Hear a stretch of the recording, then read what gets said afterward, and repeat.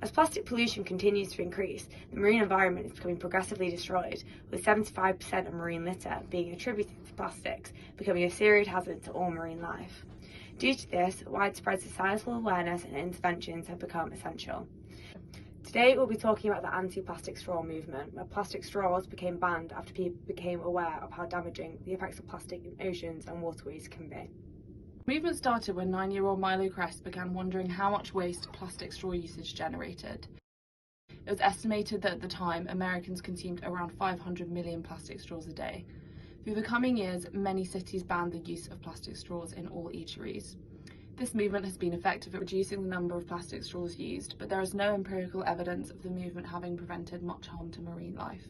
Plastic straws accounted for less than 1% of plastic released into the ocean yearly, with 85% of the plastic waste in the ocean being attributed to fishing gear.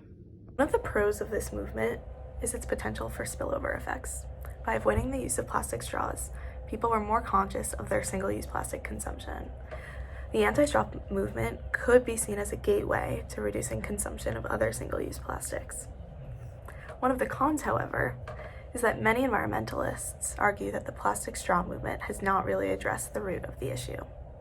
There are concerns that prohibiting the use of straws has and could confer moral license, leading businesses and consumers to believe that they've fulfilled their moral responsibilities to helping the environment by reducing only their plastic straw use, which, as we've spoken about before, does not meaningfully reduce the amount of plastic in the oceans.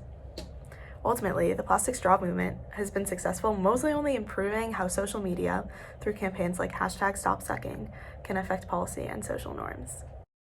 Although the plastic straw movement may have resulted in governmental regulations on consumer products, these efforts do not address the biggest threat to our oceans, fishing gear. Each year, 640,000 tons of commercial fishing gear, including nets, lines, pots, and traps, are dumped into the ocean.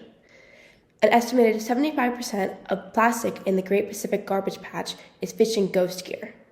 Therefore, any meaningful effort to reduce plastic pollution must include a comprehensive approach that goes beyond consumer products and towards fishing waste.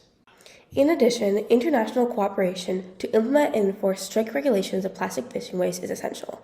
Japan, China, the US, and the Korean Peninsula are the key contributors to fishing waste in the Great Pacific Garbage Patch, but plastic pollution is not limited to national borders.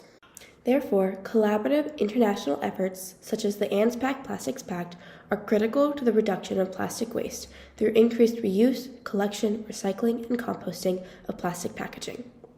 Ultimately, the plastic straw movement has been successful in proving how a social media campaign can affect policy and social norms, but in order to make meaningful progress in reducing plastic pollution, we must first focus on international efforts that address fishing waste.